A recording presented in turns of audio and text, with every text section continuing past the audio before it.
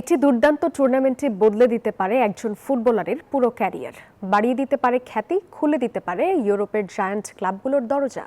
এবারের বিশ্বকাপের পারফরমেন্সের পর অনেক ফুটবলারেরই বাজার মূল্য বেড়েছে কয়েক কোটি ইউরো। বিশ্বকাপ শেষ হতেই সেই ছবি দেখা গেল ট্রান্সফার মার্কেটের নতুন হালনাগাদে।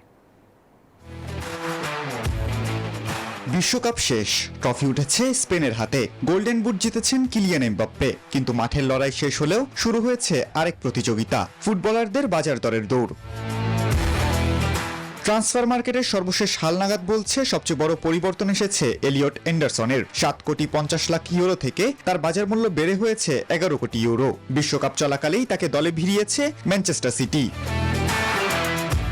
3 কোটি ইউরো করে দাম বেড়েছে জুড বেলিংহাম ও মরক্কোর বিস্ময় বালক আয়ুব বুয়াদ্দির। আর 2 কোটি ইউরো করে মূল্য বেড়েছে Erling Haaland, Lamine Yamal, Kylian Mbappe, Michael Olise, Julian Alvarez, Morgan Rogers ও পাও কুবার্সির। 10 গোল করে গোল্ডেন বুট জেতা এমবাপ্পে এখন 20 কোটি ইউরোর ফুটবলার। বিশ্ব চ্যাম্পিয়ন স্পেনের ইয়ামালের মূল্যও ছুঁয়েছে 22 কোটি ইউরো।